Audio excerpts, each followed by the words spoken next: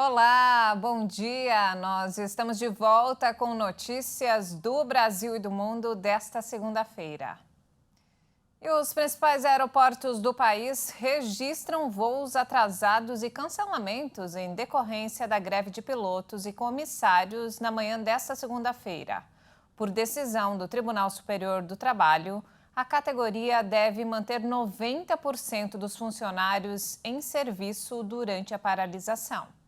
O aeroporto de Congonhas, na zona sul da capital paulista, e o Internacional de São Paulo, em Guarulhos, registraram atrasos em decolagens por causa da paralisação dos aeronautas. Os aeronautas são os profissionais que trabalham em aeronaves, como piloto, copiloto, comissário de bordo, mecânico de voo, navegador e radiooperador de voo. O protesto aconteceu por 2 horas, entre 6 e 8 horas da manhã, e atingiu também o estado do Rio de Janeiro.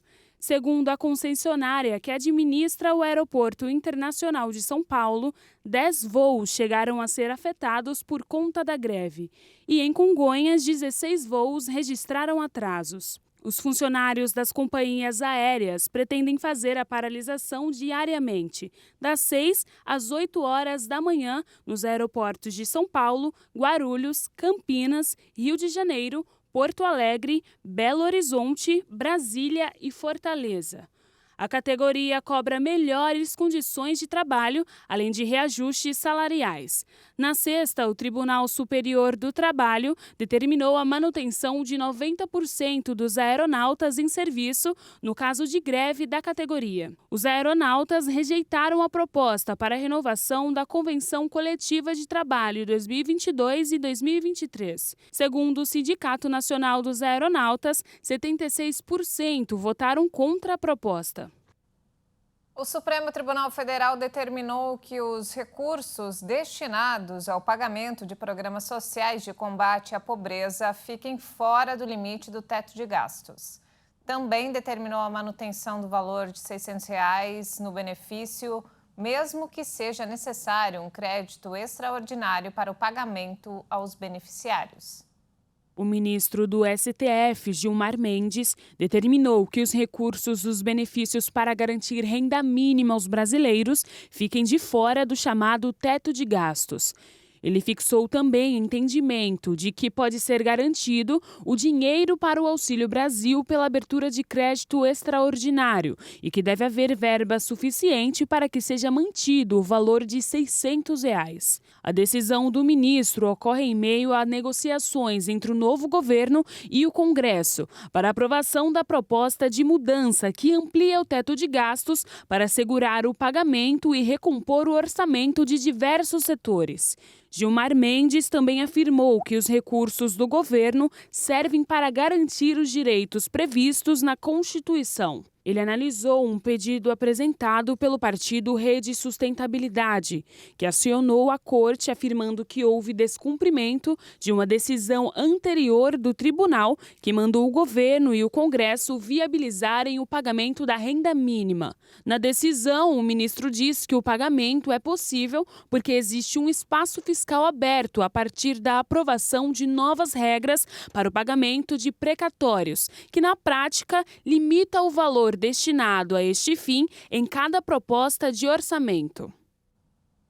E nos destaques internacionais, pelo menos 26 pessoas morreram e quase 70 ficaram feridas durante as manifestações no Peru.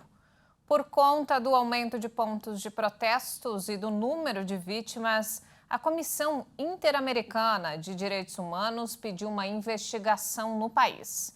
Em um comunicado, o órgão expressou preocupação com a situação no Peru e informou que fará uma visita técnica entre os dias 20 e 22 deste mês.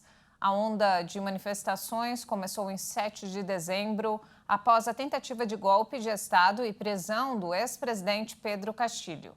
Manifestantes pedem a libertação de Castillo e a convocação de eleições gerais antecipadas. E falando sobre esporte, o perfil de Pelé nas redes sociais parabenizou a Argentina pela conquista do tricampeonato mundial.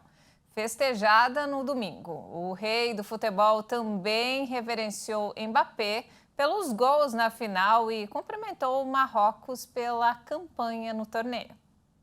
O eterno astro escreveu no Instagram: "Hoje, o futebol continua a narrar sua história, como sempre, de forma apaixonante. Messi vence sua primeira Copa do Mundo, como era merecido por sua trajetória." Pelé ainda lembrou de Maradona, que morreu em novembro de 2020. Parabéns, Argentina. Certamente Diego está sorrindo agora. Pelé também enalteceu o talento de Kylian Mbappé, que marcou os 3 gols franceses durante o empate nos tempos normais e na prorrogação. Edson Arantes do Nascimento, de 82 anos, está internado no Hospital Albert Einstein, em São Paulo, desde o dia 29 de novembro, para uma reavaliação de seu tratamento de quimioterapia contra o câncer de cólon, identificado no ano passado. E ainda falando sobre a Copa do Mundo, a conquista do tricampeonato pela Argentina desencadeou uma festa que contagiou torcedores em vários países do mundo. Foi celebrada, inclusive, na capital francesa. Uma celebração que contagiou até países com pouca tradição no futebol. Isso sem falar na casa onde o maior ídolo argentino se consagrou na vida profissional. Mas de imediato, quem teve a chance de celebrar com os heróis da final desse domingo contra a França foi o torcedor em Doha. A seleção saiu pelas ruas da cidade em um ônibus aberto para dividir a conquista do tricampeonato mundial. Nos céus da capital do Catar, os fogos de artifício iluminavam o encerramento da competição no país árabe. Apaixonados por futebol e personalidades aplaudiram a passagem dos novos campeões mundiais. Se a comoção foi tão grande longe de casa, imagina quando a seleção desfilar em Buenos Aires. A Taça do Mundo é a Argentina. Bem, até 2026. Boas festas, irmãos. Que jogaço, hein? Mas a vitória foi merecida. E não temos mais tempo, essa edição fica por aqui.